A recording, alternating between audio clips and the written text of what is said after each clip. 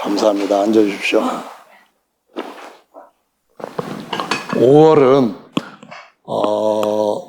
어린이날도 있고 어버이날도 있고 그러다 보니까 특별히 가정의 달이라고 붙여서 가족들끼리 더 따뜻한 가족애를 키워가는 감사하는 달로 정해서 사람들한테 생활에서 특별히 가족의 소중함을 이런저런 일들 가운데서 상황 속에서 발견하게 하고 나누게 하는 것을 볼 수가 있습니다. 그래야 이 5월 달이 더 아름다운 달이 될 줄로 믿습니다. 여러분 가정의 달을 잘 보내고 계시죠? 대답이 없으신 거 보니까 아직 다 안 보내셨기 때문에 그런 것 같은데요. 성경에서 하나님께서 모든 것들을 창조하셨을 때 사람을 창조하지 아니하시면은 그것이 다 헛것과 같다라고 말씀을 하셨습니다. 그래서 아담을 창조하셨어요. 아담 이전에 온갖 기기묘묘하게 생기고 재롱을 떨고 아름답고 또 이상하고 흥미롭고 그런 많은 생물들을 만드셨는데 그것으로 하나님이 창조를 다 했다 하고 마치지 아니하시고 아담을 만드셨습니다. 근데 아담을 만드시고 난 뒤에도 하나님께서 작업을 끝내신 건 아닙니다.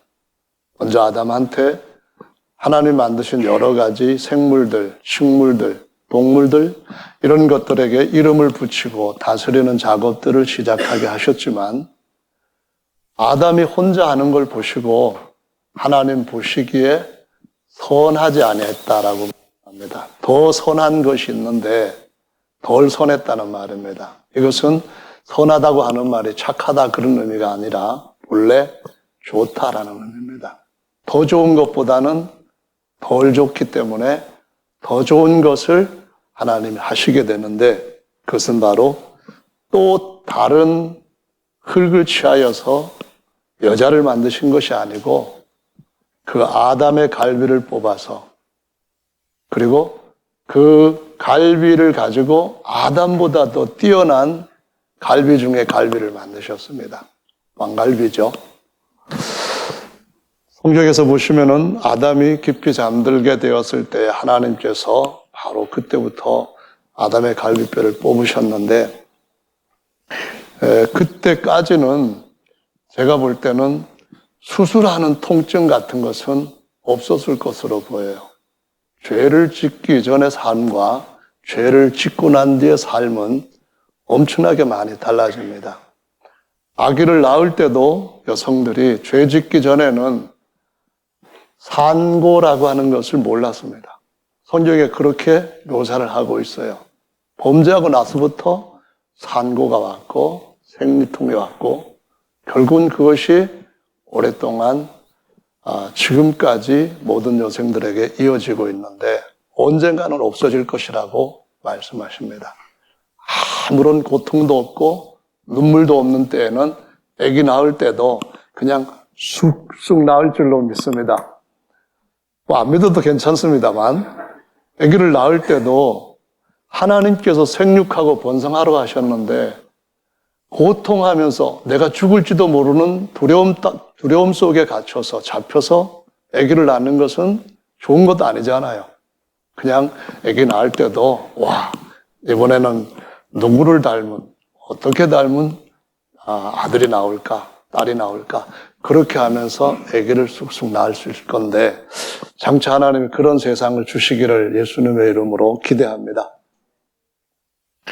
만유를 번성케 할 때는 그와 같은 은혜가 있을 것이라고 하시는데요. 오늘 본문에서 하나님께서 가정에 대해서 쭉 말씀을 하실 때 하와를 다른 흙으로 만들지 않고 아담의 몸에서부터 뽑아낸 그 부분을 가지고 만드셨다고 하는데 발가락뼈를 뽑지 아니하시고 갈비뼈를 뽑은 것은 있어야 할 자리를 하나님께서 미리 정하시고 아시고 그렇게 한 것인 줄로 압니다. 물론 머리뼈에 한 부분을 빼어서 하신 것도 아닌 것도 우리에게 매우 중요한 의미를 주는데요. 아담이 그와 같이 아내를 얻고 나서부터 하나님 앞에서 어떤 고백을 하죠? 이는 내 뼈 중에 뼈요 살 중에 살이다라고 고백을 합니다. 그래서 뼈 중에 뼈다 하는 말은 아담 뼈가 없으면 어떻게 됩니까? 뼈대 없는 가문이 되는 거예요. 그러니까 뼈가 있는데 뼈 중에 뼈가 있다는 말은 어떤 말입니까? 뛰어난 가문 중에 뛰어난 가문, 이런 의미가 되는 거죠. 꽃 중에 꽃, 왕 중에 왕, 이런 의미와 같이 아담이 하나님 앞에 정말 잘 만들어졌는데 하나님께서 그 갈비뼈를 뽑아가지고 그를 돕는 배필을 만드셨을 때 이 돕는 배필은 잘 만들어진 아담보다도 뼈나 살에 있어서 월등하게 더 아름답고 정말 고귀한 존재로 만드셨다라는 사실을 고백한 것입니다. 실제로 따져서 그럴지 아니면은 아담이 느끼는 감정에서 그럴지 그거는 잘 모르겠지만 나중에 보면 알게 될 겁니다. 그래서 여기서 우리가 알고 들어가야 될 것은 모든 남편들은 자기 아내를 나보다도 훨씬 더 뛰어난 살 중에 살이요 뼈 중에 뼈다라는 이 처음 범죄하기 이전에 정상적으로 사고와 감정이 작동할 때에 가졌던 고백을 지금도 하는 것이 하나님의 회복 안으로 들어갈 수 있는 생명의 정직한 법인 줄로 믿으시기 바랍니다. 아멘. 여기 있는 형제님은 대답을 안 하시는데요. 이번 주간에 무슨 일이 있었습니까? 제 아내는 저보다도 모든 면에 있어서 훨씬 뛰어난 뼈 중에 뼈요 살 중에 살입니다. 여러분이 믿으시든 안 믿으시든 상관없이 저는 오늘 꼭 이 고백을 함으로써 집으로 돌아갈 때에 기대를 갖고 돌아갈 수가 있습니다. 하나님께서 둘이 합하여 한 몸을 이루라고 말씀을 하심으로써 정말 하나님 보시기에 더 좋은 것은 서로 연합을 하는 것입니다. 독처하는 것이 아니라 거기에서부터 서로를 더 든든하게 세울 수 있도록 나뉘어짐과 다시 그것을 하나로 연합시킬 때에 하나님 보시기에도 더 좋고 아담과 하와 부부가 볼 때도 훨씬 좋은 줄로 믿습니다. 그래서 사람은 기둥으로만 세워진 그런 존재가 아니고 다리를 이렇게 벌린 것 모양과 같이 갈비뼈에서부터 아내를 끌어내가지고 같이 연합해 있을 때에 가장 사람다운 존재라는 것을 보여주고 있습니다. 그래서 하나님은 가정에 대해서 굉장히 중요한 계획을 가지고 가정에 대해서 가장 중요한 그분의 창조 사역에 중심을 두신 아주 좋은 선한 일이라는 것을 우리에게 보여주시고 있습니다. 가정이라고 하는 것은 여러 가지 하나님께서 가진 계획 중에 중요한 자리를 차지하고 있는데 그 중에서 무엇을 차지하고 있는가요? 창세기 2장에서 그 말씀을 하신 것과 1장에서 하신 말씀은 조금 다른 각도에서 보여준 겁니다. 1장의 말씀에 보시면은 하나님이 우리 모양대로 사람을 만들자 하시고 남자와 여자를 창조하시고 라고 말씀하십니다. 남자와 여자를 창조하셨다 하는 그 말씀은 하나님께서 뒤따르는 목적을 우리에게 더 풍성하게 이루어 주시기 위함인 것을 보여주고 있죠. 1장 28절의 말씀에 보시면은 그들에게 복을 주시며 그 말을 하십니다. 그들에게 이르시되 생육하고 번성하여 땅에 충만하라. 땅을 정복하라. 바다의 고기와 공중의 새와 땅에 움직이는 모든 생물을 다스리라 라고 말씀을 하셨습니다. 결혼이라고 하는 것은 더욱더 생육하고 번성하고 충만하기 위한 하나님이 세우신 가장 중요한 계획이자 하나님께서 하나님의 나라를 세워가는 데 있어서 반드시 필요한 하나님이 운용하시는 방법입니다. 요즘 보면은 결혼을 안 하려고 하는 그런 젊은이들이 참 많아졌습니다. 예수님께서 오실 때가 가까이 왔으니까 그것도 영향을 끼칠 줄로 압니다. 그러나 그것보다도 어떤 의미에서는 하나님의 계획에 대해서 생각을 하고 하나님의 계획에 자신의 삶을 맞추어 가려고 하는 그런 것들을 생각하는 입장에서부터 조금은 자신의 개인적인 어떤 삶, 이런 쪽으로 더 기울어져 있는 그런 경향이 있지 않는가라는 생각도 해보는데요. 요즘 보면은 정말 심각한 것은 결혼을 했어도 결혼들이 쉬지 않고 깨어진다고 하는 사실입니다. 예수님 오시기 전까지 이런 일들은 점점 더 많이 일어날 것이라고 성경에 예고했는데 그대로 오늘날 가정들은 지켜지지 못하는 여러 심각한 모습들을 계속 더 만들어내고 있습니다. 그러다 보니까 거기에서부터 태어난 자녀들도 온갖 고통을 겪고 그 자녀들의 세대에서는 또다시 결혼에 대한 어떤 두려움, 트라우마 이런 것들이 한평생을 따라다니기도 합니다. 그런데 중요한 것은 하나님께서는 생육하고 번성하는 일을 하나님의 계획을 이루실 때까지 하나님의 백성들한테 복으로 주셨다고 하는 사실을 꼭 기억해야 된다는 겁니다. 어려울수록 하나님을 신뢰하는 믿음 안에서 둘이 같이 합치면은 훨씬 더 든든히 설 수 있는 줄로 믿으시기 바랍니다. 거기다가 삼겹줄로 엮게 되면은 이혼할 사람들도 다른 줄이 하나씩 엮일 때에 이혼율이 떨어지는 것, 그것 때문에 참고 견디는 것, 시간적으로나 아니면 한평생에서 그것 때문에 못하는 경우도 많이 있습니다. 어쨌든 간에 하나님께서는 우리의 삶을 하나님께서 계획하신 가장 좋은 눈물도 고통도 없고 부족함도 없는 대신에 있어야 할 모든 좋은 것들은 가득한 그러한 하나님의 가정 안으로 이끌고 계신다고 하는 사실을 기억하시고 내가 처해져 있는 형편에서 어떻게 하면은 하나님의 계획에 가장 가까이 좀 더 적극적으로 참여할 수 있을까? 이러한 가치관을 가지고 인생에서 하나님 앞에 마지막 서는 날 칭찬받을 수 있는 저와 여러분들 되시기를 예수님의 이름으로 축원합니다. 노아의 홍수의 증거는 하늘에는 무지개가 떠 있는 것으로 모든 사람들 앞에 확실하게 나타났습니다. 땅에는 온 세상을 덮었던 물들이 만들어 온 홍수의 흔적들로 수많은 증거들이 찍혀 있습니다. 노아의 홍수가 일어났을 때에 하나님은 노아 한 사람만을 구원한 것은 아니라는 것 우리가 잘 압니다. 노아 부부만 구원하신 것도 아니라는 것을 잘 압니다.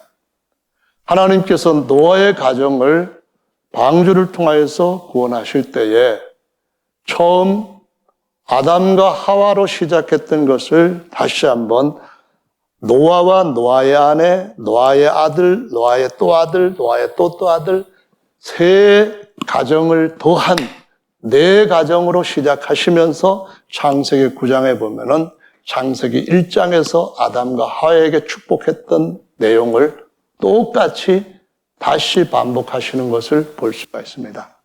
하나님은 어떻게든 가정이 창대케 되기를 원하시는 줄로 이 사건들을 통하여서 보여주고 있다는 것입니다. 그때 당시에 사람들은 엄청나게 많은 죄악들로 가득 찬 세상에서 고통을 받았는데요. 홍수 심판이 일어났던 가장 중요한 이유 중에 하나는 뭔가요? 사람의 아들이 사람의 아들이라 하나님의 아들이 사람의 딸과 결합을 하면서 자이언트, 그러니까 거인들이 탄생을 했다라고 말합니다. 창세기 6장에 하나님의 아들이라고 하는 그런 존재는 욥기 38장에서 하나님의 아들이라고 하나님이 친히 증거한 그 존재들인 것이 확실합니다. 욥기 38장 7절은 하나님께서 친히 하신 말씀인데 어느 시점에 대한 말씀을 하셨는가 하면은 하늘과 땅을 지으시기 이전에 그때에 하나님의 아들들이 있었다라고 증언한 것입니다. 그래서 창세기 1장을 지나서 창세기 6장에 이르러서 창세기 6장에 나타난 하나님의 아들들도 천지 창조를 하시기 전에 있었던 그 아들들이라는 걸 알 수가 있습니다. 이들은 하나님의 영으로 지으신 존재입니다. 육체가 아닙니다. 육체가 아니기 때문에 사람에 따른 육체와 결합은 할 수가 없었어요. 그런데 천사들은 엄청난 능력을 가지고 있는 존재로 지음받았어요.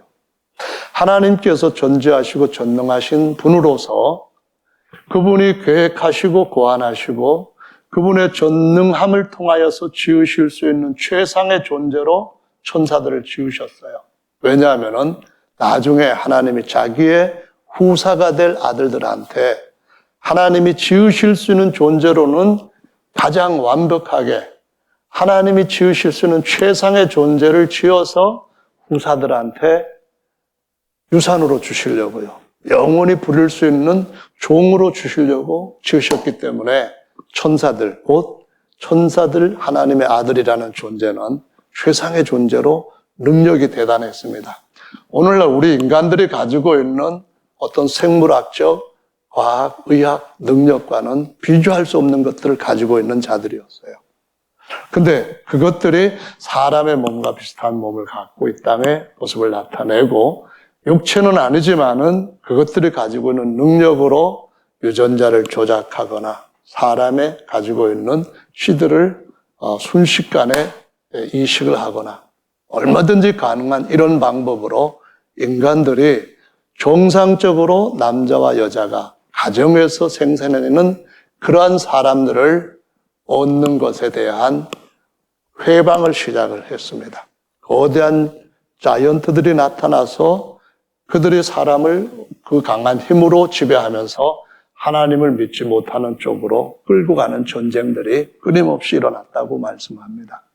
그러다 보니까 그것들을 멸망시키기 위해서 하나님께서 홍수 심판을 하시고 그때 심판을 받은 천사들은 다른 타락한 천사들과 다르게 흑암의 구덩이에 지옥에다가 집어넣고 마지막 불못 심판하실 때까지 거기에서 영원한 결박으로 가두어둔 상태라고 베드로 후서와 유다서에서 증거하고 있습니다.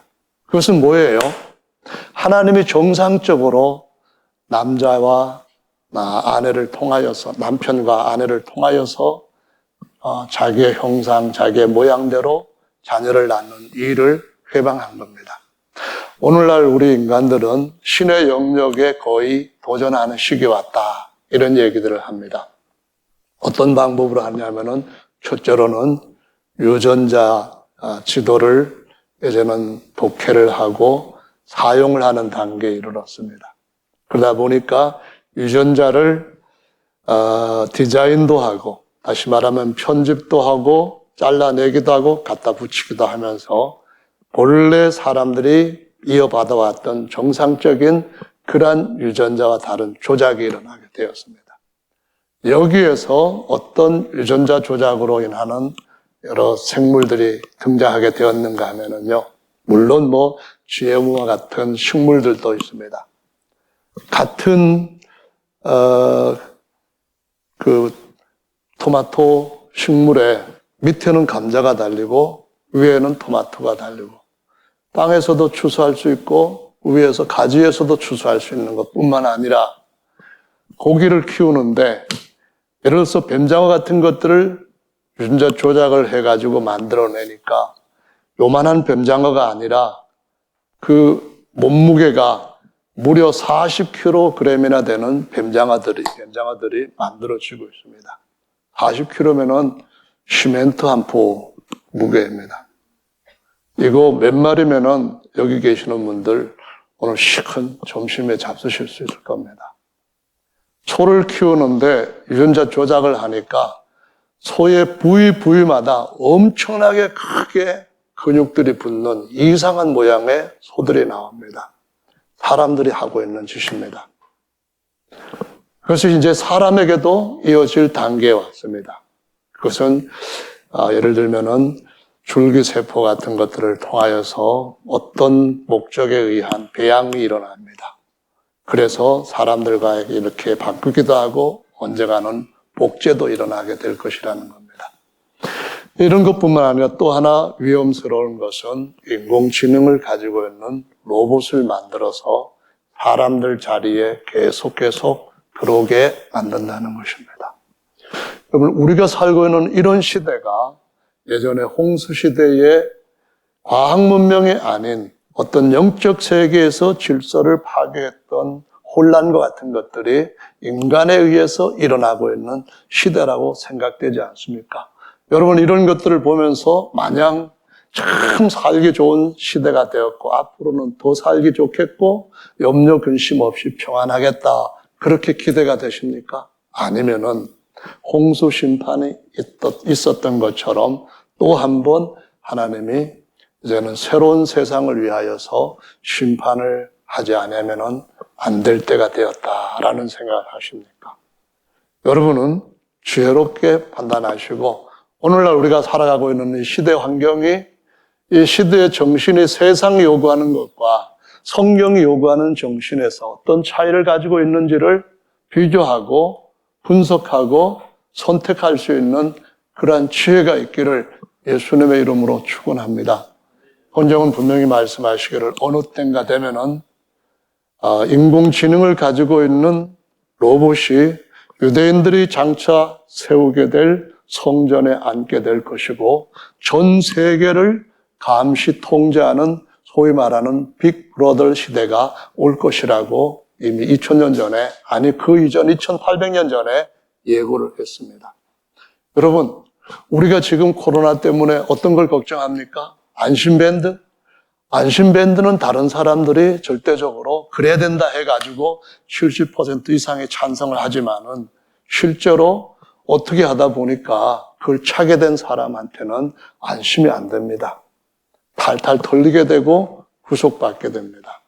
이제는 앞으로 우리가 어디를 가든지 다 우리가 갔던 길을 예를 들면은 구글에 있는 타임라인이라든가 아니면은 또 다른 핸드폰에 있는 모든 기능들을 통해 가지고 왔다 갔다 하고 뭐 하고 한 것들을 다 추적해낼 것입니다. 사방에서 눈을 부릅뜨고 24시간 우리의 오고 가는 것을 보고 있는 것들이 있습니다. 택시를 타거나 버스를 타거나 전철을 타거나. 그래서 앞으로는 어쩌면은 전화기도 그냥 문자만 보낼 수 있는 그런 아날로그식으로 다 바뀌어야 될지도 모르겠습니다.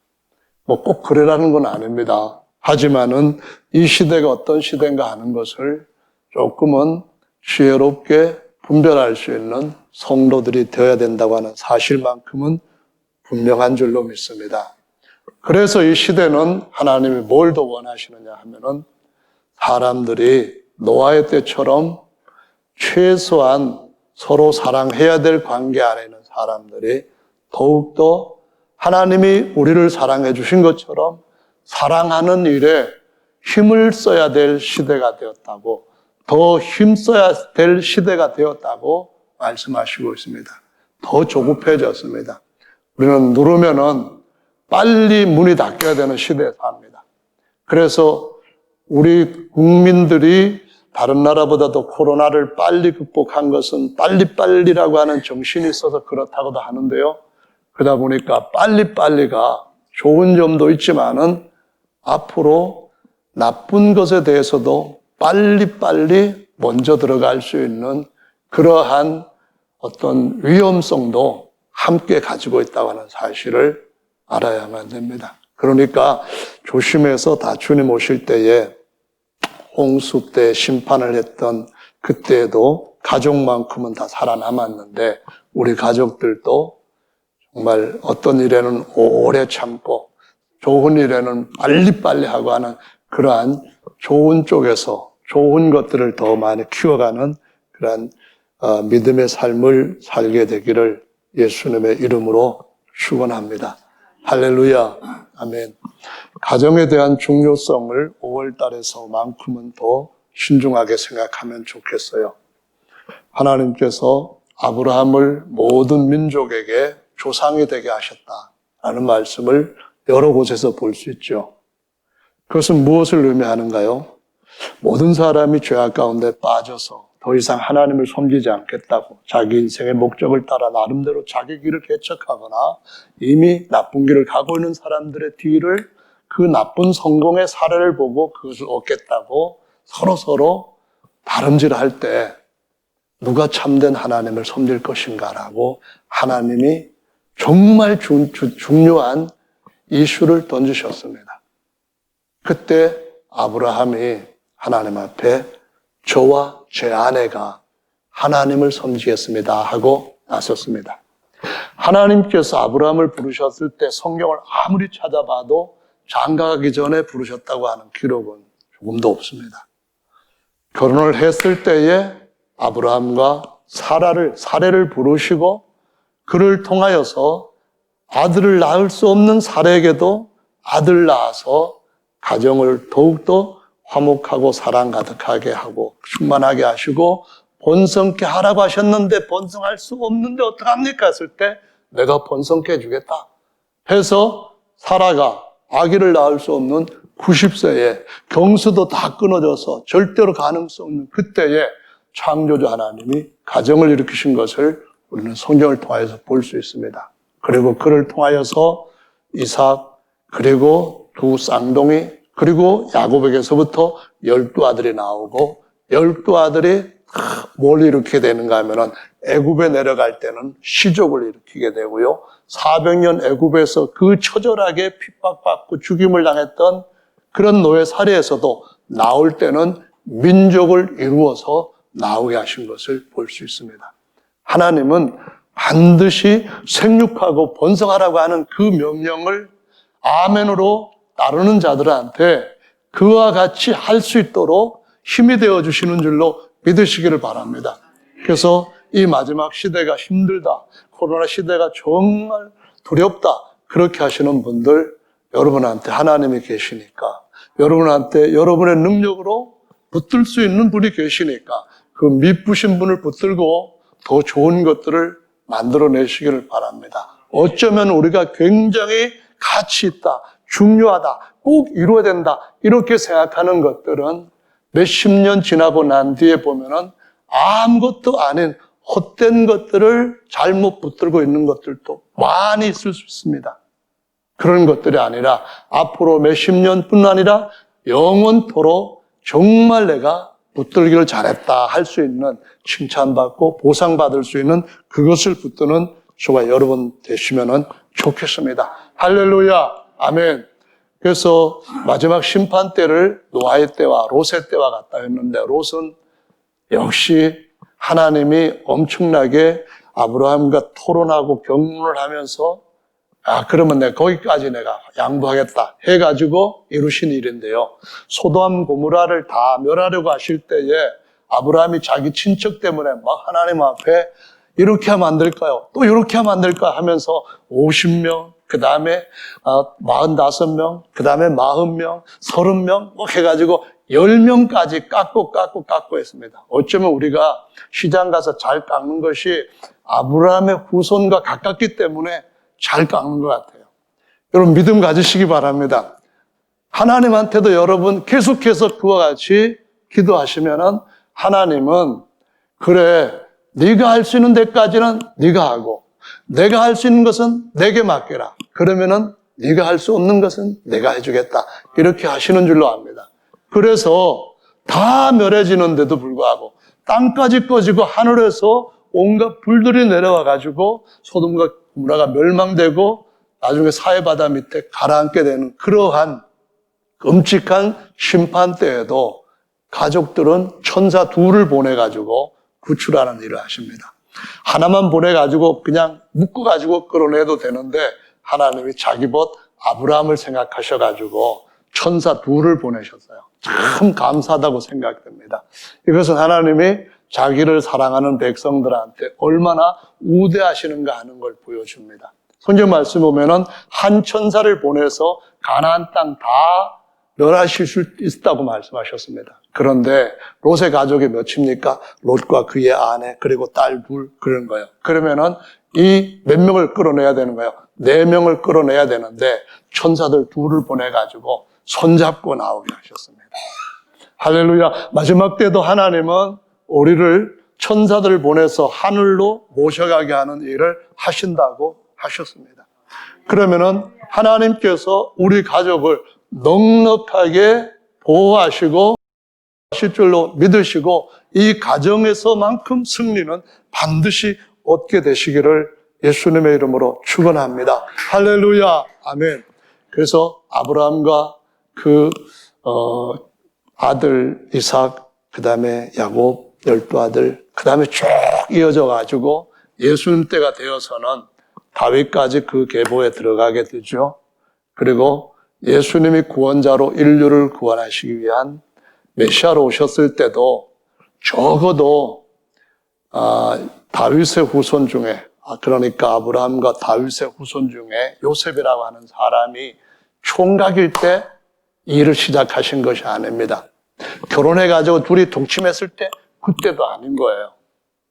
근데 최소한은 약혼까지라도 했을 때에 같이 동침하기 직전에 하나님께서 그 사이에 개입을 하신 거예요. 그것은 무엇을 말하는 겁니까? 하나님께서 사람들 안으로 오실 때도 가정을 통해서 오셨다는 것이에요. 가정 속에서부터 하나님은 이 가정이 잘 되는 것이 하나님의 집에 하나님 가정, 아버지 하나님의 가정이 잘 되고 그 아들들이 잘 되고 영원히 복되고 하는 그런 것들을 이루시는 하나의 모판처럼 보여주셨다는 겁니다. 아멘. 시골에 지금 가시면은 모내기를 막 준비를 할 것 같아요. 모내기 준비하기 전에 이렇게 모판을 만들고 거기에다가 벽시를 뿌립니다. 그럼 벽시가 자라게 되죠. 아주 촘촘하게 자랍니다. 그렇게 그냥 두지는 않습니다. 그거를 딱 뽑아가지고 이양을 합니다. 거기서부터 열매가 나오는데요. 이 땅에서 우리가 사는 것은 모판과 같다는 사실을 아시면 좋겠어요. 이것이 그냥 우리가 살아갈 수 있는 마지막 공간, 영역, 그런 환경이 아니라는 것을 아셨으면 좋겠어요. 코로나가 오고 온갖 다른 어떤 재난들이 오고 뭐 북한에 있는 백두산이 터지고 아니면은 뭐 일본에 있는 무슨 산이富士山이 터지고 그런다 할지라도 여기서 사는 삶은 모판과 같이 잠시 후에는 하나님이 우리를 다른 데다가 옮겨 심게 될 줄로 믿으시 바랍니다. 영생의 땅으로 슬픔과 눈물이 없는 땅으로 옮겨 심을 것입니다. 그러기 위해서는 여기에서 최소한 옮길 수 있는 대상들 중에서 둘레가 있는데 그 울타리가 있는데 그것이 지금 저와 여러분들이 맺고 있는 가족인 줄로 아시기 바랍니다. 가정은 너무나 하나님의 계획에 있어서 하나님의 역사심에 있어서 중요한 자리를 차지하고 있다는 것을 꼭 기억하시기를 바랍니다. 할렐루야. 여러분 하나님이 친히 그 파피루스에다 적어가지고 주신 거 혹시 아십니까? 이 그런 거 있죠? 파피루스가 아니라 볼판에다가 적어주셨습니다. 오래 가라고 쇠에다가 기록하면 녹슬어서 다 안 보이게 되니까 볼판에다가 친수로 기록해 주신 것이 있습니다. 1. 나외 다른 신 섬기지 마라. 2. 형상 만들지 말고 그 앞에 숭배하지 마라. 3. 내 이름 함부로 부르지 마라. 이 이름은 정말 권세한 능력이 있으니까 날 믿고 불러야 된다 하시고 4. 내 안식을 지켜라. 내가 언젠가는 너희들에게 내가 완벽하게 쉴 수 있는 것처럼 내 가족들 완벽하게 쉬겠다. 이것이 바로 제 4번째 안식이다. 그 말씀입니다. 계명이라는 말씀입니다. 아멘. 장차 하나님이 휴가 가시는 것처럼 완벽하게 휴가 갈 때가 있는 줄로 믿으시 바랍니다. 세상에서는 연휴기간 좋다 해가지고 다른 데도 나가지 못하니까 아유 세상에 제주도에서 이태원까지 왜 옵니까? 부산에서 이태원까지, 충주에서 이태원까지 뭐 왜 와가지고 인천에서 와가지고 왜 저렇게 눈치를 보고 사과문을 쓰고 그냥 한번 가 맞는 건데요. 제발 다른 거 루머즈 퍼뜨리지 마세요. 왜 이런 어려운 일을 스스로 자처합니까? 성경은 말씀을 하시기를 어느 때가 되면은 우리가 하나님이 안식하시는 것처럼 완벽하게 멋지게 영원토록 안식하게 될 것이다 라고 말씀하십니다. 할렐루야. 그리고 나서부터 사람에 대한 안식이 5번째 들어옵니다. 적어도 하나님같이 위대한 분이면은 하나님에 대한 것들을 8번까지 쫙 쓰시고 2번 정도만, 2계명 정도만 사람한테 쓰시면 좋겠다 싶었는데 하나님은 가정에 대해서 관심이 많으시기 때문에 4번 다음에 5번째부터가 사람에 대한 계명을 쓰십니다. 뭐라고 하셨는가요? 내 부모를 공경하라. 안 하면 죽여버린다. 그러시질 않았습니다. 내 부모를 공경하라. 그리고 난 이제 뒤에다 뭘 붙였습니까? 그리하면은 내가 땅에서 잘 되고 장수하리라. 이렇게 나옵니다. 요 에베소서 오늘 본 말씀 뒤에 6장에 가보면은 그 말씀을 하십니다. 내 부모를 공경하라. 이는 약속 있는 첫 계명이니 그렇게 말합니다. 제1계명은 나 외에 다른 시 섬기지 말라 그러는데 그 앞에다가 약속 있는 첫 계명, 약속 있는 제1계명 그러면은 뭐가 됩니까? 10계명의 제1계명이 되는 게 아니고 5계명이 제1계명이 된다는 거예요. 어떻게 됩니까? 약속이 있다는 거예요. 하나님 아버지를 잘 섬겨라 그러면은 그 약속은 없이 그냥 기록해 주셨습니다. 그런데 5계명에는 이 부모님을 잘 섬기라는 말씀 뒤에다가 그러면은 내가 땅에서 복 받는다, 잘 되고 장수한다 이 말씀을 주신 거예요. 그럼 약속하셨다 이 말씀이거든요. 그럼 무엇을 얘기하는가요? 부모님 잘 섬기는 것은 정말 복인 줄로 믿습니다. 그래서 제 아내가 저희 집에 저희 어머님을 모셔왔는데 가만히 생각해 보니까 제가 정말 좋은 아내 얻어가지고 부모님도 지금도 모실 수 있어가지고 얼마나 감사한지 모르겠습니다. 그래서 앞으로 잘 되는 것은 전부 다 제 아내 덕분인 줄로 믿습니다. 오늘 집에 가면은 정말 기대가 됩니다. 어쨌든 간에 약속 있는 첫 계명이라 하신 그것이 뭐예요? 하나님은 가정에 대해서 굉장히 깊은 관심을 가지고 계신다 이 말씀이거든요. 아니 얘기를 하다 보니까 사실 오늘 이만큼 3분의 2가 남았는데 앞부분에서만 지금 잔걸음으로 가고 있는데요.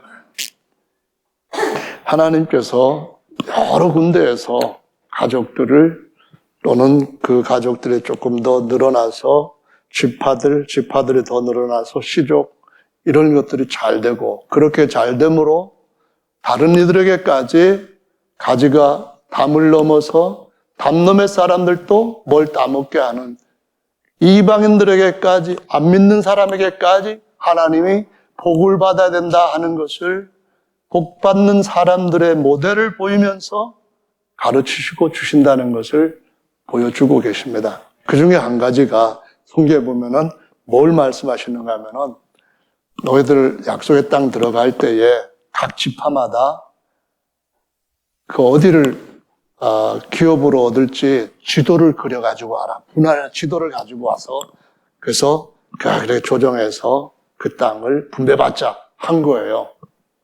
레위 족속한테는 하늘의 복만 있기 때문에 제사장권만 주고 나머지 11지파에게 그렇게 각각 분배받을 영토에 대한 그림을 그리게 한 거예요.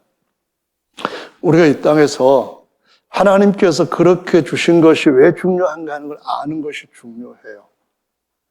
그 이후부터 하나님 그 땅을 주시면서 그 땅에다가 뭘 세운가 하면은 지경계를 세우게 해요. 이걸 갖다 다른 말로 하면은 땅의 경계를 표시한다 해서 지계석 세우는 돌이에요. 지계표를 세우게 하고 이 지계표를 아무도 옮기지 말라고 그 백성들한테 명을 내리신 거예요.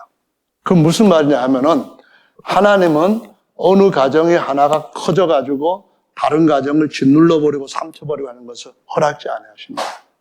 약하든 강하든 상관없이 똑똑하든 덜 똑똑하든 상관없이 하나님은 그 조상에게 처음에 주셨던 그 하나님이 주시는 유업을 길이길이 모든 지파들이 누리게 하시는 것을 볼 수 있습니다. 하나님께서 얼마나 이것에 대해서 강조를 하셨는가 하면 북쪽 이스라엘 나라로 갈라졌을 때에 아주 나쁜 왕 하나가 있었어요. 아합이라고 하는 왕인데요. 이 아합이 자기 신하가 아니라 자기 백성 중에 아주 그 왕궁 옆에 굉장히 좋은 포도원이 있는 걸 보고 그걸 자기한테 달라고 한 거예요. 이 사람 이름이 나봇이라고 하는 사람인데 이 나봇한테 내 포도원하고 당신 포도원하고 바꾸자. 너의 포도원하고 바꾸자. 내가 후하게 대주겠다. 이렇게 했을 때 왕이 더 많은 것들을 보상해 준다 할지라도 안 돼요. 거절을 합니다. 왜 안 돼? 그랬더니만 하나님께서 조상대대로 하나님이 주신 땅과 기업을 다른 사람한테 넘기게 하지 않았어요. 혹시 실패하고 혹시 가문이 망해가지고 그것이 팔렸다면은 친족이 그것을 다시 사서 회복시켜 주기까지 하나님 명하신 거예요. 그러니까 제가 어떻게 이걸 왕한테 다른 조건을 가지고 넘길 수가 있겠습니까? 안 돼요. 그랬을 때 이 아합의 아내였던 왕의 아내였던 이세벨이 계획을 꾸며가지고 거짓 증언을 하게 해서 나봇을 죽게 만드는 거예요.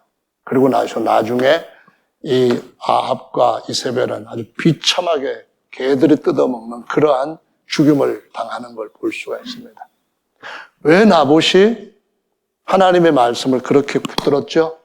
하나님은 모든 가족들마다 하나님께서 주신 복들을 잃어버리지 않기를 원하십니다. 그래서 모든 분들이 어떻게든 가정에서 복을 지키는 일을 내 힘을 다하고 안 되면 하나님을 의지해서라도 하나님 주시는 지혜를 따라서 꼭 성공할 수 있다는 걸 믿음으로 갖고 하시게 되기를 바랍니다. 할렐루야. 아멘. 그래서 잠언에도 말씀해 보면은 내 선조에 세운 옛 지계석을 옮기지 말라. 또 에스겔서에서도 보면은 그런 말씀을 하십니다. 다른 성경에서도 물론 다 말씀을 하시는 내용인데요. 하나님께서 특별히 어떤 가문이 끊어지게 되면은 안 된다 해가지고 하신 일이 후사를 반드시 이어줘라 해서 말 그대로 본래 형제들이 7이 있는데 그 형이 어떻게 하다 보니까 아들을 낳지 못하고 사고사로 죽었어요. 그러면 아내는 다른 사람한테 시집을 갈 수 있어요. 남편이 죽었기 때문에 다른 사람한테 시집을 갈 수가 있는데 시집을 가지 않아요. 못 가게 해요. 왜냐하면은 남편이 후사를 남기지 못했기 때문에 그래서 후사를 얻어야만 되는 거예요. 그래서 어떻게 했는가 하면은 다른 사람은 다 안 해도 다른 사람은 다 못한다고 해도 너의 동생은 해야 된다 해가지고 의무로 또는 권리로 안겼어요. 그게 뭐냐면은 형이 죽게 될 때에 형이 형사하면은 그러면 동생이 형수를 자기 아내로 맞이해야 되는 거예요. 그래서 취수해서 그 형에게 후사를 만들어줘야 되는 거예요. 이게 얼마나 1400년 전부터 예수님 때까지 사람들한테 강하게 각인이 되었으면은 바리새인들 서기관들이 예수님을 엄청 반대했는데 부활을 안 믿던 그 사두개인이라고 하는 유대파가 예수님한테 와서 시비를 걸었어요. 부활은 무슨 개뿔 하면서 나온 거예요. 그래서 내가 한번 질문할 테니까 대답해 보세요. 선생이라면은 이 대답할 거예요 하면서 형제들이 7이 있었는데 그 형이 후사가 없이 죽었습니다. 그 다음에 동생이 형수의 아내, 남편이 되어서 했는데 동생도 역시 후사가 없이 죽었습니다. 그렇게 해서 7번째까지 다 형수를 아내로 맞이했다가 그냥 다 죽었습니다. 그럼 부활 때는 요 여자는 7 형제 중에 누구의 아내가 됩니까? 말해보시오. 대답해보세요. 그랬습니다. 그때 뭐라고 말씀하실게요? 예수님 하신 말씀이 부활 때는 천사들보다 월등해 우리가. 천사들 영원히 부를 수 있는 하나님의 가정의 후사가 되는 거야. 그래서 그 여자도 부활하면은 하나님의 아들로 천사보다 월등한 존재가 되고 7 형제들도 다 월등한 존재가 되고 다 부활이 분명히 있고 더 좋은, 다시는 사망을 절대로 사망이 일어나지 못하도록 없애버리는 그러한 새로운 세상에 우리를 옮겨 심을 거기 때문에 그런 말도 안 되는 무식한 소리 가지고 부활 반대하면 안 돼. 이렇게 말씀하신 것을 볼 수 있는데요. 거기서 강조점 첫째는 뭡니까? 가정은 끊어지면 안 되게끔 계속 주님이 완전한 세상을 주실 때까지 세워가시니까 절대로 가정 행복, 가정의 사랑 채우는 일에 승리하는 우리 모두가 되시기를 우리 주 예수님의 이름으로 축원합니다. 아멘. 그만하겠습니다.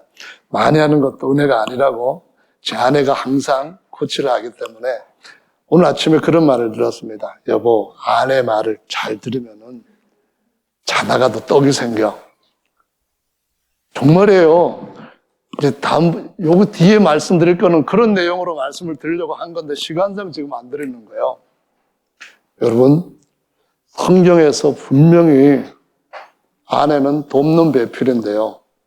남편들은 굉장히 우직하기도 하고 힘쓰는 어떤 영역들도 어쩌면 더 많을 수도 있고 한데 샘세함이라든가 작은 실수로 해서 큰 손실을 얻게 되는 이러한 것을 미연에 방지하는 지혜 같은 것들이 상당히 떨어집니다. 사람들이 머리만 가지고 자꾸 돌리다 보니까 마음에서부터 나오는 더 중요한 정서에서 얻어야 할, 정서에서 서로 주고받고 누려야 할 것들을 놓치는 경우가 참 많습니다. 그래서 남자들 하는 말투 보면은 정말 저 사람이 왜 저렇게 말해가지고 스스로 곤란한 상황을 저 힘써서 만들까? 이런 생각이 들고요. 그게 꼭 다른 분들만 아니라 저한테도 항상 예외 없이 생각나게 하는 부분이라고 그런 생각이 듭니다. 다윗이 아직까지 왕이 아니었을 때 사울한테 쫓겨다니는 몸이었습니다. 400명의 쫓기는 그러한 부하들을 데리고 다니는데 어떤 지역에 나발이라고 하는 사람이 아주 크게 목축이를 하는 사람이 있었어요. 그 아내 이름은 아비가일이에요.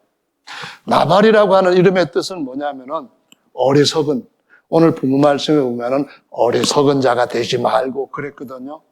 근데 아비가일은 뜻이 뭐냐면은 이름의 뜻이 아버지의 기쁨 그런 뜻입니다. 아버지가 딱 봤을 때에 이렇게 좋은 딸을 누구한테 시집 보내? 이럴 정도로 아직까지 너무너무 좋은 그러한 아름답게 여겨지는 딸.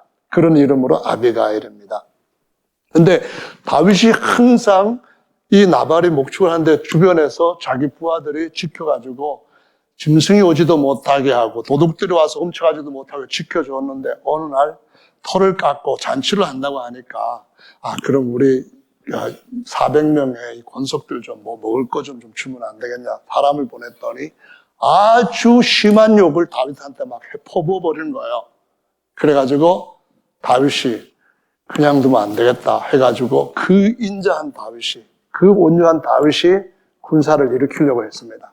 근데 그때 얼른 아비가일이 예물을 먹을 거 포도주 떡 이런 거 준비해가지고 다윗한테 와가지고 내 남편은 이런 말 그대로 그 우준한 자 아닙니까? 우준한 자가 그렇게 말을 해서 그 사람의 우준함을 보고 다윗께서 그 사람을 치신다면은 스스로 원수 갚는 일을 하나님이 금하셨는데 다윗 당신 같은 사람이 그런 일을 해가지고 손에다 피를 묻히면 어쩌려고 그러십니까? 그러지 마시고 노를 푸세요. 그래가지고 다윗이 그 말 듣고 주저앉았다고 한 거 아닙니까?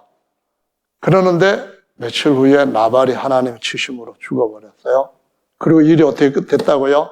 나발이 죽자 아비가일이 다윗한테 와서 아내가 되는 것을 볼 수 있습니다. 이 모습이 바로 이 세상에서 우리는 한 분 영원한 남편 대신 예수님 외에는 남편이 없습니다. 그러니까 불필요한 남편이 바보 같고 어리석고 뭐 성격이 보관하고 그런다 할지라도 그래도 끝까지 예수님께서 주신 말씀 안에서는 승리해야 되겠다 하는 것을 모형으로 보여주시고 있다. 그런 말씀입니다. 할렐루야. 옆에 계시는 분들한테 마지막 숙제입니다. 여보, 정말 내가 당신한테 결혼하기 잘했어. 다 같이 지금 해보시는 겁니다. 자, 시작. 아니, 여기 어르신은 왜 안 하시는 거죠? 아니, 어르신들이 본을 보여야만 자녀들도 쉽게 또 그 길을 따라가지 않습니까? 아멘. 또 한 분 안 한 게 있어요. 저기 우리 신병일 부장님하고 둘이 안 하신 것을 제가 봤거든요. 맞죠? 지금 여러 사람 앞에서 확실하게 인증을 하시기 바랍니다. 시작. 여보, 당신한테 결혼한 거 정말 내가 일생에서 최고의 정말 확실한 선택이었어. 이렇게 하든가 뭐 말은 바꿔도 괜찮아요. 어쨌든 상대가 뭔가 딱 피를 느낄 수 있도록 하시기 바랍니다. 시작. 아이고, 억지로라도 하면은 집에 가서 정말 행복해진다니까요. 한 번만 더 권하겠습니다. 한번 해보세요. 아내가 먼저 하는 것도 성경적이에요. 뭐라 했는지 못 들은 걸로 하겠습니다. 어쨌든 간에 같이 함께 계시지 못했기 때문에 못하신 것 같은데 우리 엄진성 부모님하고 그분이 고백을 하시는 것으로 오전 설교를 마치겠습니다.